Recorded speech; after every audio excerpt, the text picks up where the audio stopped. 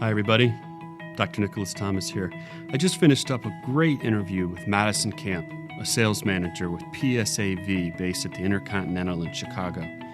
During our conversation, we talked about Madison's current role and how she got there. We talked about how she balanced being an NCAA athlete and student simultaneously at Bradley University, and then how that defined her leadership style upon graduation. We wrapped up our talk with issues pertaining to mentorship, motivation, and the importance of female leadership in hospitality and tourism. I hope you enjoy this episode of The Hospitality Spirit. All right, hey everybody, it's Dr. Nicholas Thomas recording live from the Corner Estate in Jackson with The Hospitality Spirit. Man, am I excited. It's cold outside, but we are here with Madison Kamp with PSAV. She's a sales manager. It is snowing outside. The wind chill is going to be negative 55 degrees tomorrow in Chicago. But Madison braved the cold. She is here with us today. I am absolutely excited. And more importantly, Madison, happy birthday. Thank you.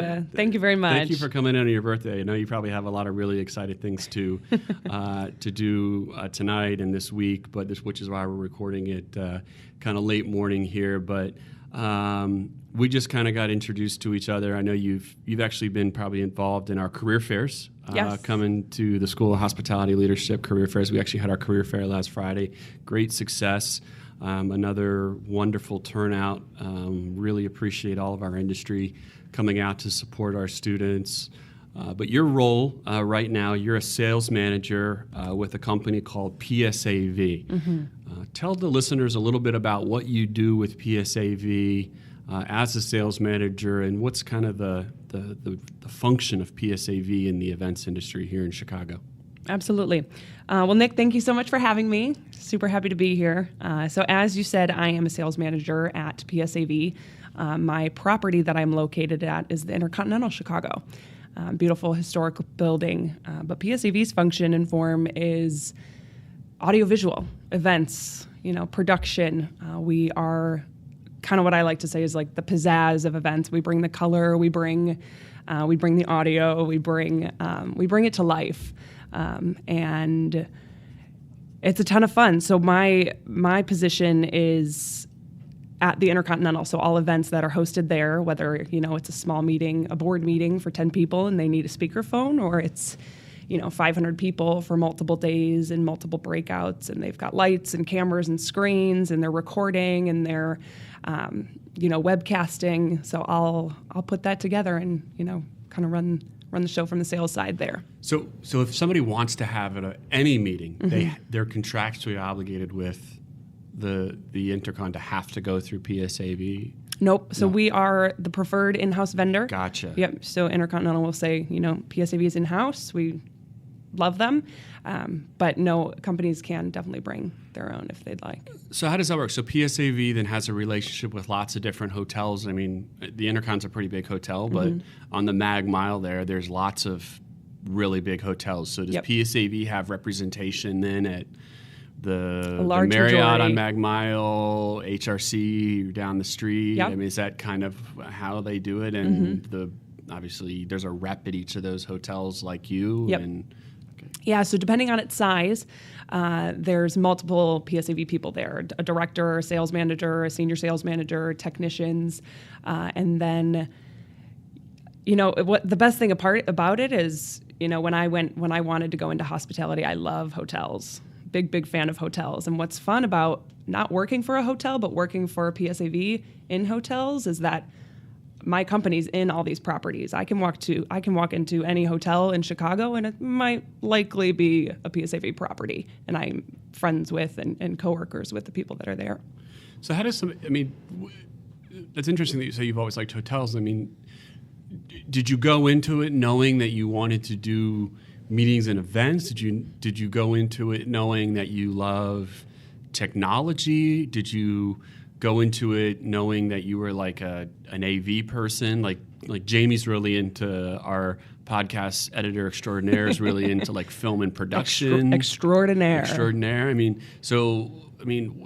what was it? How does one make the leap into basically the AV side of, Right. of events. Right. Good question, because I did not see myself in AV, and I had no technical background of that matter.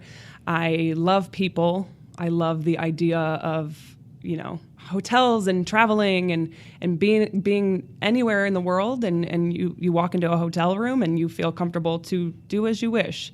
That room is yours, and it's an interesting line of work. But I stayed in a lot of hotels growing up, being an athlete, in and out of hotels for a long time, and I just always loved them, the run of the mill. But sometimes I sit at work and I'll spend 20 minutes on a very technical call talking about cameras and screens and things like that, and I think, wow, I never would have thought I would have been here, a year ago, or like 2-3 years ago, sitting here talking technical, but Yeah. I am, and I love it. Because I sit here and I'm staring at this mixing board that's across from me right now, and My best friend. and I'm sitting there's flashing buttons. There's about 40 dials on it, about 80 different mic inputs. I have no idea what half that stuff is. We've got 3 different microphones here. 4 of us. There's 4 people in the room. It's like me saying, "Go change the oil in the car." I mean, I'd have just about as much. Like, is there a class that you took that gets you? I mean, Right. So just learning on the job kind of thing. I Yeah. mean, what's the? So Nick, I'm not too far from you. There's not a lot I could do on that board. Okay. Our extraordinaire over here is our man of the room and really running it here. But and so we rely on our technicians for that. Sure. I can sell the crap out of that board. Yeah. And tell you all the reasons you need it and all the reasons it's beneficial and why it's going to have your back through an entire week-long meeting. Mm-hmm. Although oftentimes that's kind of a board in a audio board is much less in the background. I don't have to work too hard to sell that because you need it, right? So a lot of these things are just necessary, and people are like, yeah, we get it. It's on the order. We need it. But then there are a lot of other things that. So I took some classes to learn the basics and to be able to talk the talk. But as far as running an audio board, you don't want me sitting there. So I think that's interesting. I think that's one of the things that I really like about the hospitality industry is that there's so much universality. I mean, it's so universal. I mean, it's so utilitarian that, yeah, you did just kind of pick up the job-specific skills, but at the end of the day, you're a good leader. Mm-hmm. And that aspect of, can you lead these people? Can you inspire these people? Can you motivate people? Mm-hmm. Yes, you're doing audiovisual with PSAV at the Intercon Chicago right now, but you could get up and go someplace else and either do audiovisual with meetings and events, or you could go into a different aspect of hotel operations. Mm-hmm. What other kind of areas of hospitality have you kind of dabbled in and worked in throughout your career? Yep. In college, I did a couple of internships. I worked at the Visitors Bureau at Bradley University in Peoria, Illinois. So Peoria's Visitor Bureau, not Bradley, but Bradley's where I went.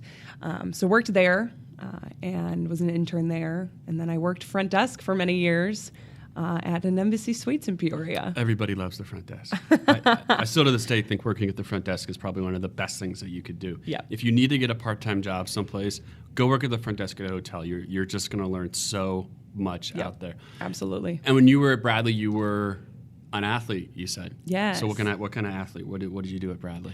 An athlete extraordinaire. Oh, okay. No, I was a volleyball player. Okay. Yep, for their team. So what was that like being a student athlete? I'm always interested. Absolutely. In kind of what was that work-life balance like? How did you? I mean, clearly you went into college knowing that you wanted to be an athlete. Mm-hmm. I mean, what was that like? Just kind of balancing. I'm always curious. Yeah. It's different for every person. A lot of people have they have more taxing. Some people have a harder time managing it than others. I think it kind of came easy managing it for me. I like to be busy. I like having to go to practice at 6 a.m. for 3 hours and then shower in 2 minutes and run to class. Like, I'd much rather have it be like that versus versus the latter, wearing my sweatpants to class and things like that.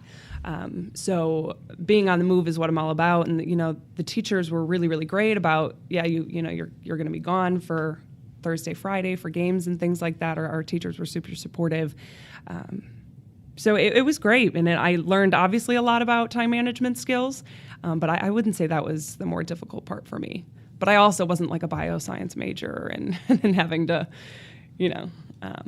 my major was a lot more hands-on, where it was like experience and, in the field was a lot more important. So did you kind of know that at one point that, after college, that was going to kind of be the end of playing volleyball, and that hospitality was where you were going to go? I mean, yeah, that seems like a major life decision and kind of a change. Mm-hmm. How does that transpire? Yeah, so I was very ready for the work world. I very much like working. I like being in a professional setting. I like to keep busy, right? Mm-hmm. And so even though I was an athlete and had, 20, 30 hours of volleyball and then school, I would always be working at the hotel and at the Visitors Bureau and other jobs. I was a tour guide for Bradley. They call them Bradley Stars. Shout out there. But so I loved being busy. I was super excited to get in the work world. And also a couple injuries, immediately post-grad, a couple injuries, I was sick of volleyball at the time. I've definitely found my way back a lot more in beach and in rec leagues. It's a lot more fun when it's not your full-time job. Sure. So, do you find that I'm interested because I know it's funny, we actually have some recruiters for other hospitality companies there that played volleyball in college also. Oh, great. that recruit here with us for other hospitality companies. And I'm always curious to what it's like, that competitive nature and how of being an athlete and how that translates into the business world. Yep. And does that define who you are as a leader, or do you see yourself, your leadership style and who you are and how you lead people going a completely different direction from who you were as an athlete on the volleyball court? Yeah. I would say I am naturally very competitive. I think it comes from my family, just being very competitive.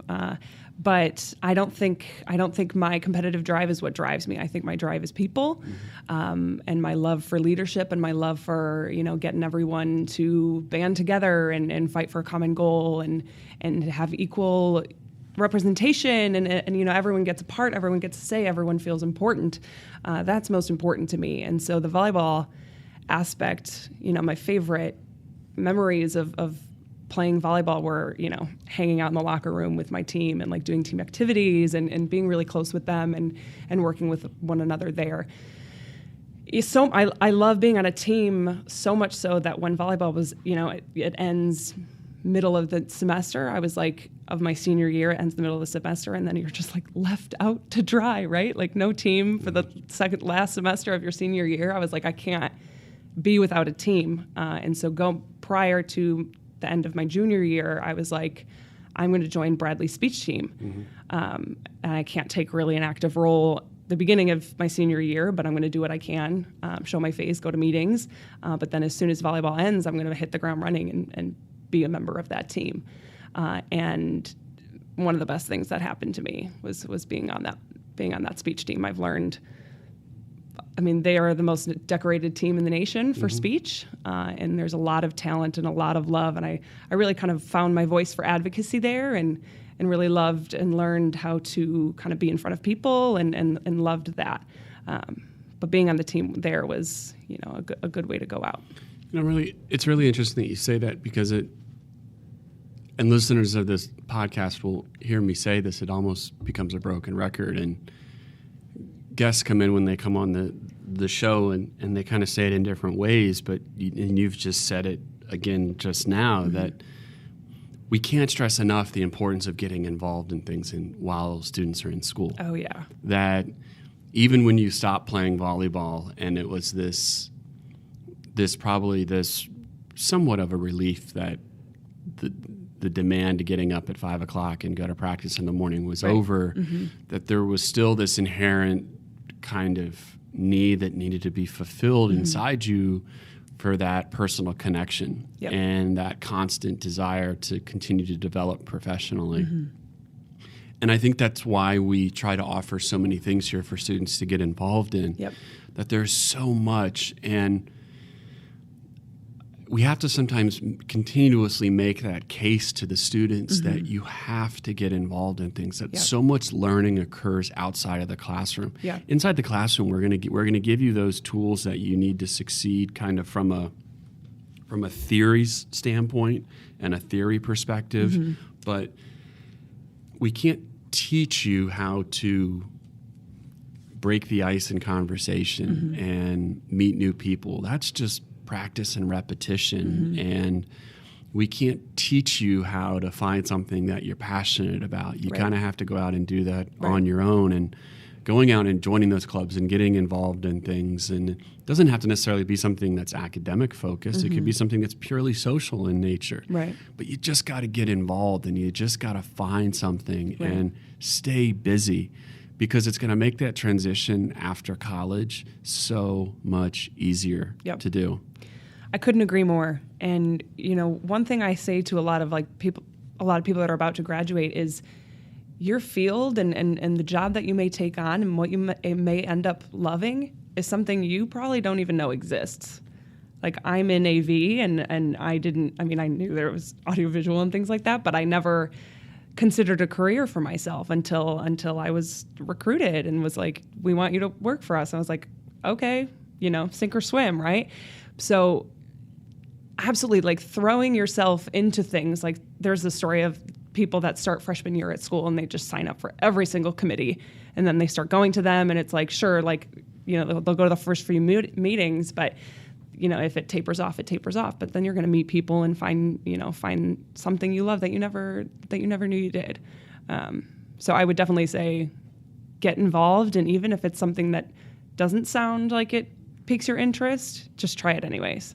Sure. I mean, if you had asked me when I walked across the stage of my undergraduate, if many decades later that I would be a teacher, I would have laughed at you, and I'd probably and I'd be laughing for days and days and days straight. But Yep. I'll tell you, I absolutely love being a teacher. Like, it's one of the most rewarding things I've ever done in my life. Yep. I got a call from a student the other day. He called me to tell me, like, he had gotten his dream job. Wow. And I remember in the weeks preceding that, like, we had worked on his resume, and like we had worked on, how to interview and what some interview tips were.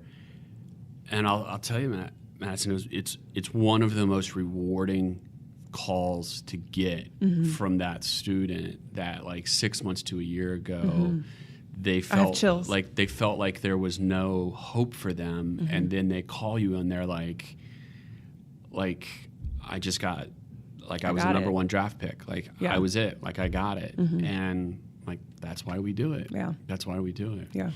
So, like, thinking back to where you were when you left Bradley and kind of where you are today. So we're kind of about halfway through our winter academic term now. We've got students that are left our big career fair on Friday. They're getting ready to start to sign job offers. Job offers are starting to come in. Some have already accepted it, like the student that I just referenced just now. What kind of advice are you giving students? I mean, what is that 6 months to a year right after they graduate?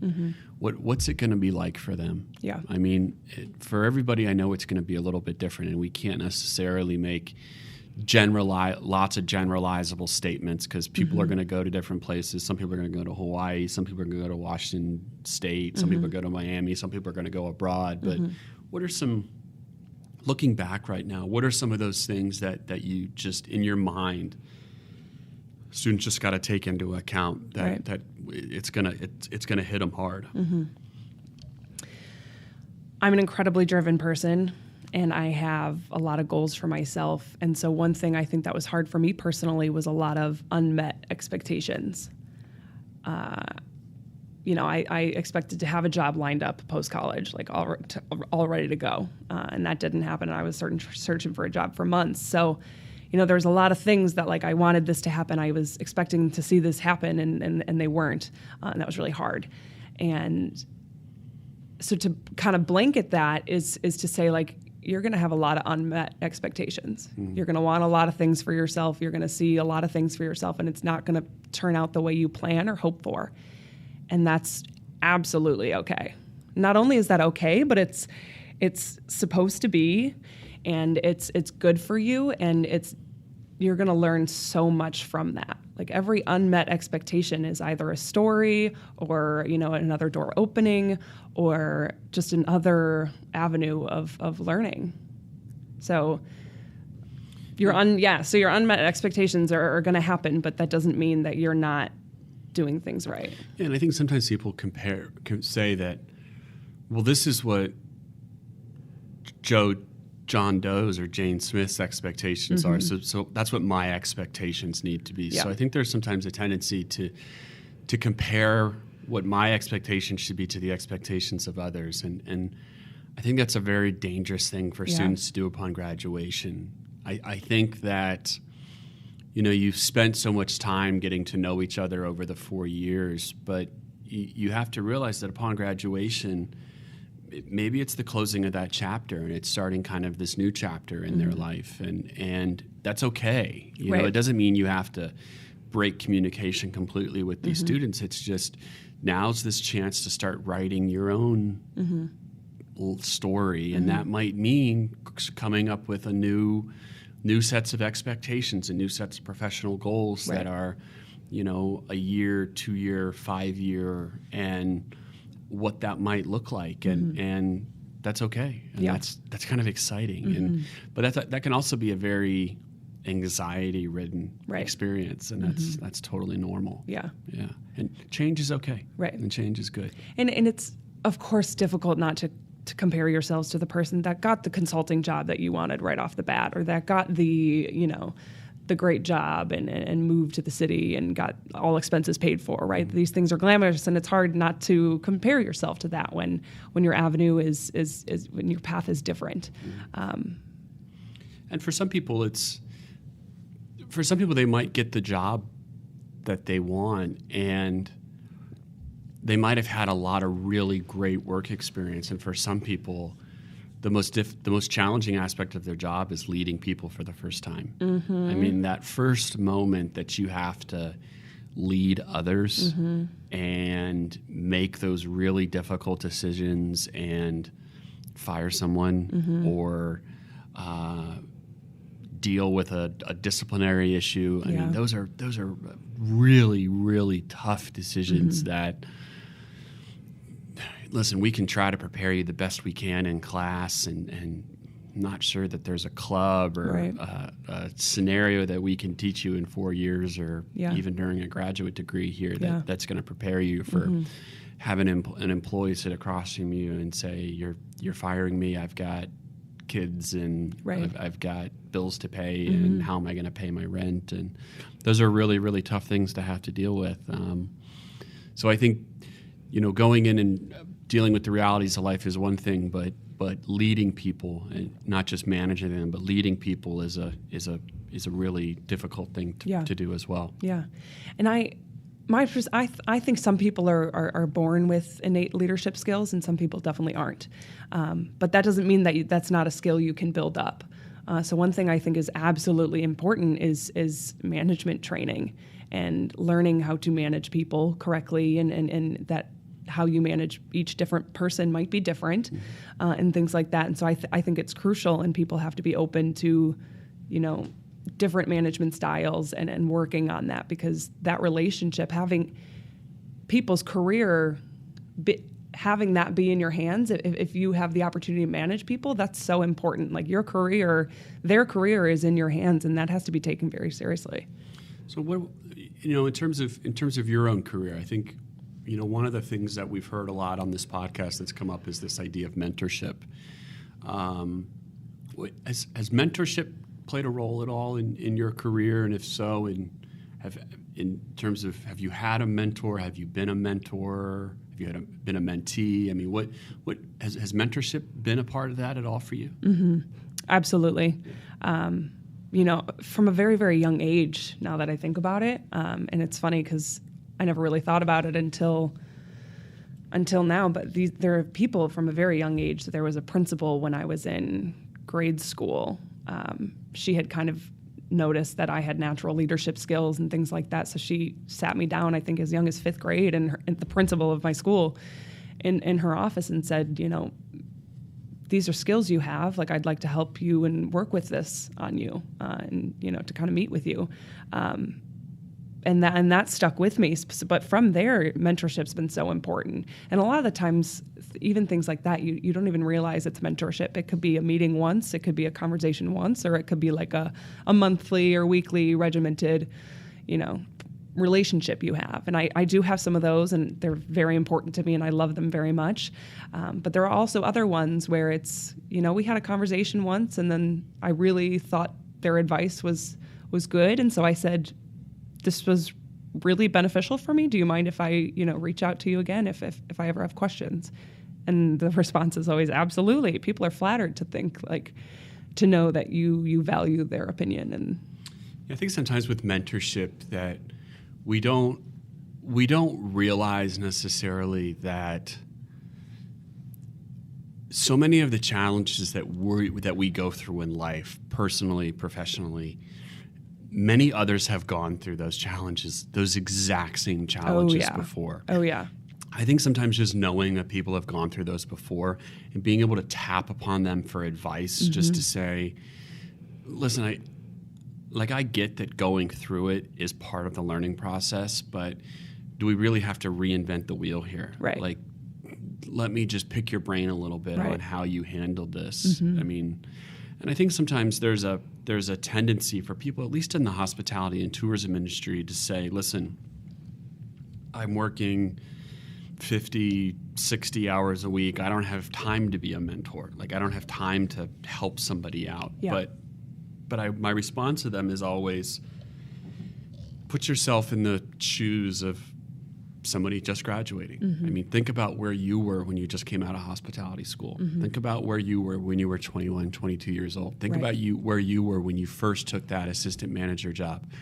How helpful would it have been for someone just to sit and meet with you once a month, just for an hour, take you out for coffee, take you out for a beer, just to say, how are things going? Like, you can ask me anything in a safe environment. Like, I would have loved to have somebody, just because when I remember as an undergrad taking my HR classes, it didn't occur to me how to respond to that employee when they said the question, how am I supposed to pay when I had to fire my first employee, and one of their responses was, how am I going to pay for my kids' college and my mortgage? Right. Like, the degree didn't prepare me for that. Right. Like, just being able to ask that, like, just knowing when I was going through, like, collective bargaining process and dealing with labor unions and just like that, just being able to have somebody to talk to. Right. Having someone to talk to understand, like, in the hospitality industry, we move around a lot. Like, that's no secret. Like, people move horizontally and vertically. And sometimes, and in a lot of other industries, that's seen kind of as a bad thing. Like, that's seen as very transient. Like, you're not a loyal employee. Right. But in hospitality, that's totally normal and acceptable. Right. And a lot of times, being able to talk to somebody who's been in the industry and to seek guidance and counsel on that can be an incredibly helpful thing. And you can really only get guidance and counsel on people that have been in the industry for a while that can help on that. But I think a lot of people who are seasoned in the industry, they say, well, I don't have time to do that. And I can't stress to them enough. Reach out, be a mentor. It doesn't have to be a massive time commitment. 2 hours a month. Right. Just pay it forward. Right. Put yourself in their shoes. That can be so valuable. Yeah, and kind of a two-part response here is saying you don't have time, right? I think time is, it's just how you want to prioritize your time, right? And if you don't see it as important, then you're going to say, I don't have time. But if you think it's important, then you're going to then you're going to make time for it.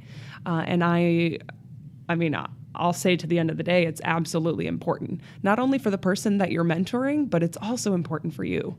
Like I mentor someone and I almost feel like selfish because I come out of our mentorship, like lunches and things like that. I'm like, I feel just as good. Like I learned so much from our 45, 60-minute lunch.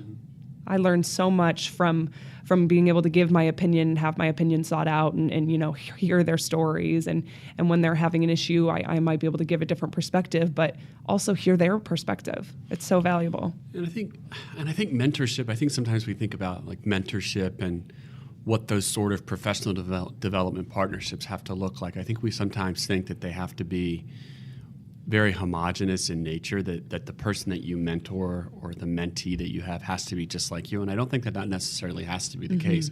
I think you can have, it doesn't have to be a, Caucasian male mentors a Caucasian male. Right. I think you can have diversity Absolutely. in those relationships. I think that should be encouraged. Yeah. I mean, I think it's almost even better. Yeah. I mean, having those different perspectives, and I think that's the only way you're gonna really ensure that you have diversity in these in organizations. I mean, we need to do a much better job at ensuring that we have diversities in terms of gender, diversity in terms of race and national origin in all levels of these organizations. We clearly have had issues related to that at high levels of lots of organizations. Hospitality is not immune to that.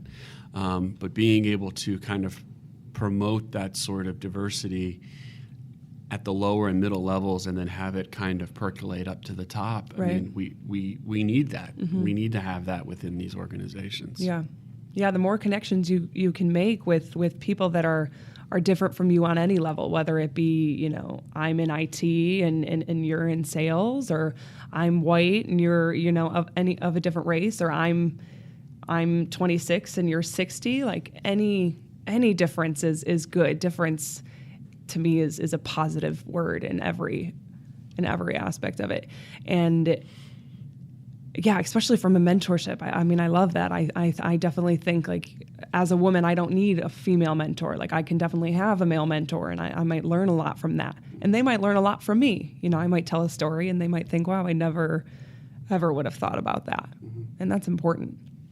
Well, and I think also then it's kind of, then it begins, then that kind of that seed is planted, that then once you then solidify yourself as a fantastic leader, then you become that role model then for the students graduating, and then you become that mentor. And Right. I think that it just becomes this cycle. Yeah. And it just, I mean, that's what we have. When I look around the classroom, I mean, it's the ratio of females to males in the hospitality classroom is it's about 8 to 1. I mean, that's what the research is telling us. I would just love to see that ratio continue into the high levels of leadership in these organizations. Right. And we're just not, unfortunately. It's just kind of stopping. Right. And I think we need to find ways to continue it. Yeah. I think a lot of the challenge, when I talk to recent graduates, and I think one of the biggest things that's shocking them right upon graduation is it hits them like a ton of bricks. They're kind of making that transition from college into working in industry, and the hours and the time. And one of the things that also hits them is they're working a lot with employees that maybe are in hospitality not because they're really they don't necessarily love hospitality. Sure. Like they see it because it's a job. So you have these two groups of people. You have, I'm really, really passionate about hospitality. Right. Like, this is what I went to school for. I've got the hospitality spirit. Nice plug in the name there. But then I've got these people that are just like, it's a relatively easy job. It's can be somewhat monotonous at times. The passionate and the passive. Yeah, that's a great way. The passionate and the passive. I mean, how do you keep that second group, the passive group, motivated in this process? I mean, I think a lot of the calls I get from students when they call back and they kind of do their check-in, the alums, they say, I just can't for the life of me keep my staff motivated. Mm-hmm. I mean, how do you keep your team motivated when it's negative 55 wind chill outside? Right. Motivation is such an interesting topic and so important. And I think the main way I approach that, because a lot of the times I'm not in a leadership position. I have people technically laterally, right? But that doesn't matter. I think the example you set is a big way. If I come into work excited, or if we have a big issue and a big problem, there's a quote, I think it's Winston Churchill, that's something along the lines of like that. What an opportunity we get to fix this problem. That's not the exact quote, but it's close. And we can edit in the real quote. There you go. But what an opportunity that this is a grand problem and we get to fix it. So I really try to take that approach with whether it's a problem or just any other day. To bring a lot of energy and bring a lot of fun. And so I try to set people say like she's motivated, she's excited, to people feed off that energy, because I really do think like people that are passive, like I understand a lot of people just see it as a job and just a way to pay the bills, but people want to be excited and want to be motivated and want to have fun. And they're looking, maybe they got into this job and were originally excited and they lost it. Let's bring that back for them. Or a different job is exciting for them. But even the job you're in right now, like let's find a way to get some passion. Maybe it's not your daily task, but maybe it's the people around you. Because I think if you can, and again, back to my comment from earlier, I mean, that's not, that skill, when you develop that and become good at that, that's not unique to what you do at PSAV. Right. I mean, that's unique to wherever you go. I mean, and what I try to tell people is that as you build up your toolbox, if you will, of skills. Oh, that translates everywhere you go. It's universal. I mean, that's going to really apply anywhere. Right. And you're going to do well at times and you're going to fail at times, and it's not going to be perfect. And there's sometimes going to be people that are just really difficult to motivate. Yeah. I mean, we see it all the time. Right. I mean, and there's going to be people that have good days and there's bad days. Yeah. And sometimes you just kind of deal with that. Yeah. So.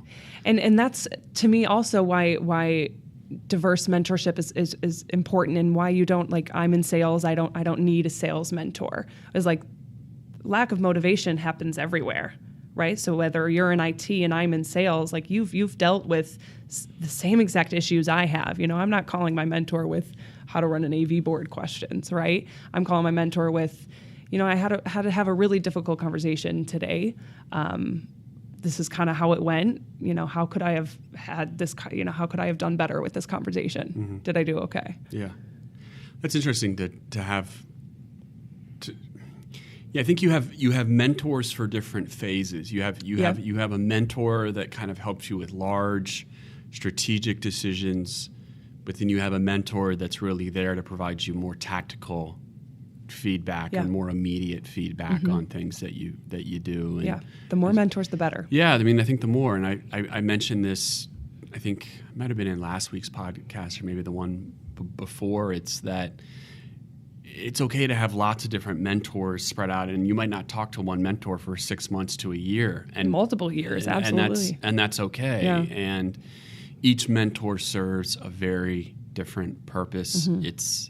It's like that toolbox. Like you might have that tool that you might not need, but when you do need it, it's like that Allen wrench. You're like, that's the only tool that can fix this one problem that I'm having right now, and it's perfect. Yep. It's the perfect tool for the job.